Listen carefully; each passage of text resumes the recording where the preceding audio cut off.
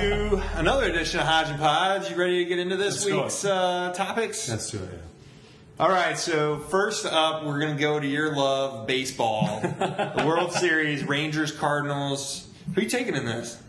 You know, I think this is going to be a close series, but I'm really looking forward. I think the Texas Rangers are coming on top. Yeah. I like their lineup, 1 through 9. I think their pitch... Neither team has 1 through 9 when they're at home, right? Well, I mean, okay, 1 through 8. Yeah. But I think basically, neither team has great starting pitching. Both have great bullpens, but some of those bullpen people for Texas are just awesome. And they got I think kind of peaking at the right time. So I think the Rangers are getting it done. You think they're peaking more than the Cardinals have peaked? I mean, I think the Rangers are a better team. Yeah, I kind of agree with you in a way. I think the Rangers are probably a better team, but I think the Cardinals are going to win. I think they've got the home field advantage. I think they won in the All-Star game. Yeah, I know. That's what I'm talking about, right? That's huge. That's a difference maker. What I think is going to be the difference is whether the Rangers, whether their pitchers can hit when they have to. They're not going to hit. I know, which I think that's an advantage. The Cardinals pitchers aren't going to hit either. I think they're going to hit better than Rangers, and I think that's going to help them. So they're going to hit 105. And I think that one of the things that a lot of people are counting on is Nelson Cruz to kind of come in and do what he did in the ALCS. You're not seeing that? I don't see that happening. Why not? Because he went 1 for 15 in the ALDS, and he was 190 in September. He's not that good. I think what happened was that the Tigers did not pitch to him the way they should have. They left a lot of balls high up in the zone, and they should have been throwing to him low. He likes to chase those. And if you do that, and I think the Cardinals will, because I think they will have looked at the tape, I think the Cardinals. I just think the Rangers have some Gondo. That guy's like lights out, man. You bring him in, he shuts you down. Not if you got Pujols, man. Come on. I got to give Tony La Russa the nod over on Washington too. I think he's just going to be a better manager. Which one's Washington? I just don't think that... He's pushed all the right buttons. Sure, but I don't think that in the AL you have to be as calculating as you do in the NL. So he put Cabrera on the 5th or 6th game. Walked in, the guy came around and scored. So what? I mean, so I'm going with the Cardinals, so we'll see what happens. Rangers. We'll see what happens.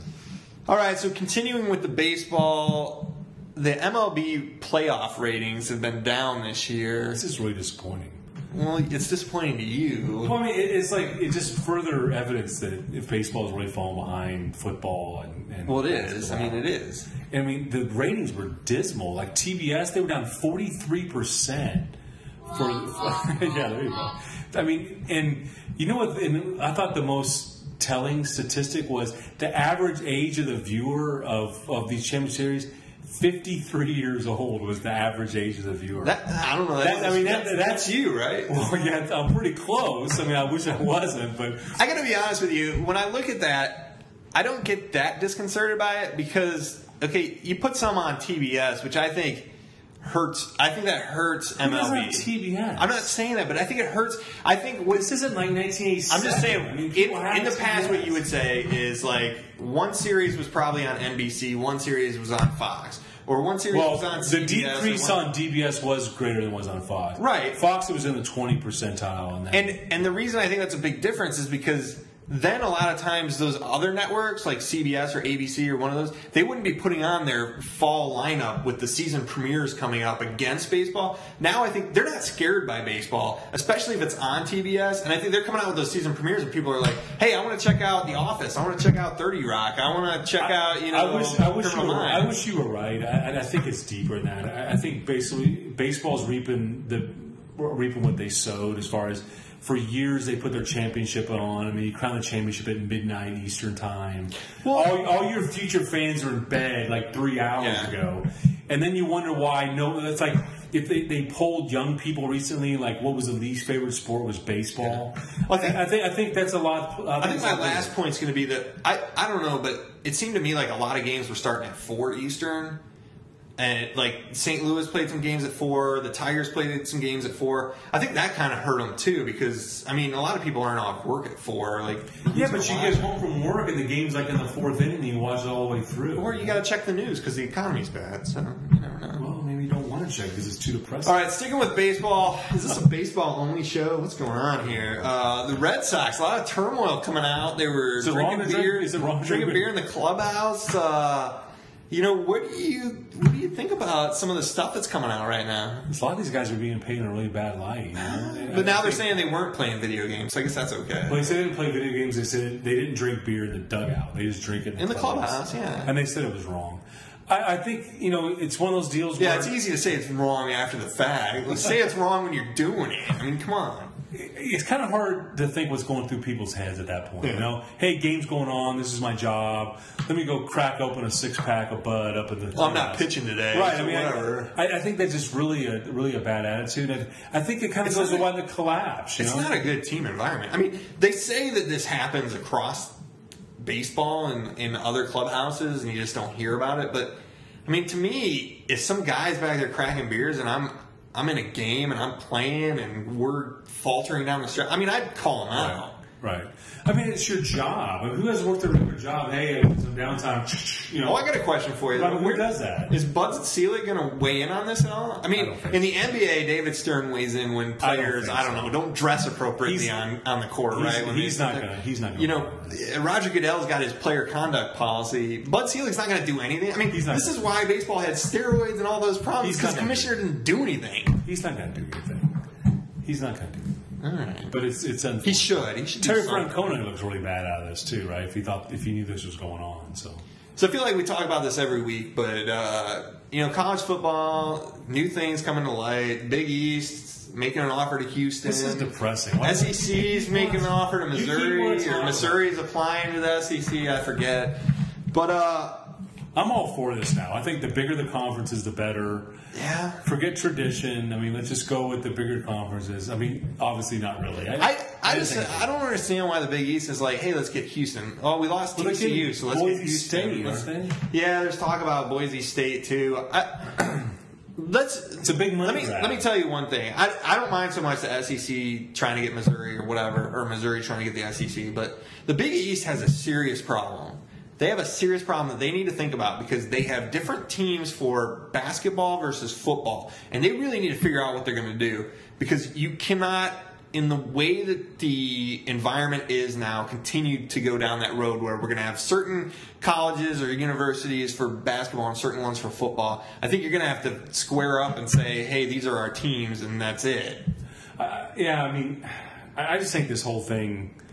I think they're looking so short term, not the long term of the health of NCAA and especially football. I think nobody wants this. It's a regional sport. Everybody wants their regional teams, and I think having Houston, the Big East. I mean, that's stupid. I didn't even know Houston was any good at football. I mean, what is that? That's not going to add anything. Back in the day, they were good, right? They had like Andre. Big East is in trouble. They're down to like 6 teams. Well, they're grasping at straws, right? They're down to 6 teams. They want to fill a football conference, right? They don't want to lose that invitation to BCS. But anyway, they better get on it. All right, so lastly, we're going to move into the NBA, and some interesting comments coming out from a speech that Magic Johnson gave in regards to LeBron James. I don't really get it, And I'm a Magic guy. I mean, he's one of my favorite players in NBA history, but I don't get him calling LeBron out. Because, I mean, the problem with a lot of these stars, like past their career, they show all the same highlights. The baby hook over McHale was 86. I mean, Magic's career wasn't as straight up. 81, he airballs the layup against the Houston Rockets. They get knocked out in the Western Conference Final. In LA, it was all tragic Johnsons. So, I mean, I think some of these guys forget how their career was. 8 years into it. 8 years. What do you mean 8 years into it? 8 years. LeBron's been in the league for 8 years. No, but... I mean, I feel like you're trying to compare that Magic had a rough start to...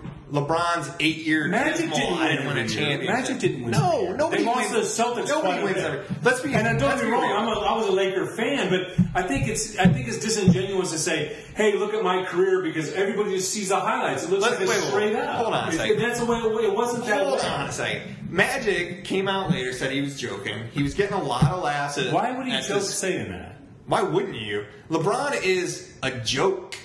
In a lot of parts of the area. That's a little hard. He's a joke. That's a little hard. He should have won by now. The problem is the media overhyped LeBron to the point where they called him the king. They called him the chosen one. He was playing basketball with Michael Jordan. Look, I grew up in Ohio. I heard about LeBron James since I was like 17, okay? So that's been 15 years. He's had 8 years in the league. I've been hearing about him for 15 years.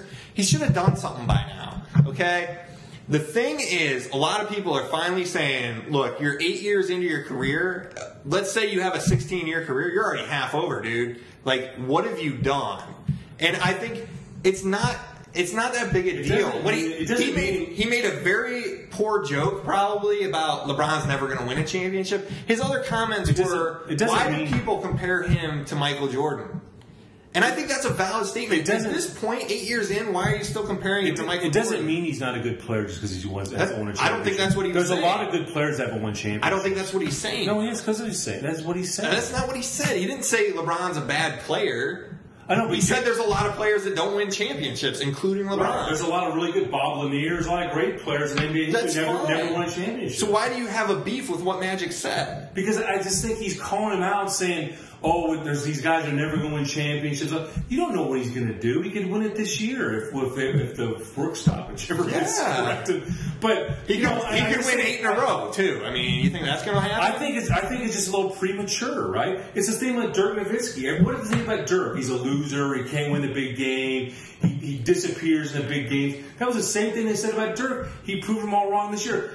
LeBron can have a breakout year and change it around. So, look, I don't totally disagree with what Magic said. I just think it was a little harsh, given the guy is still playing.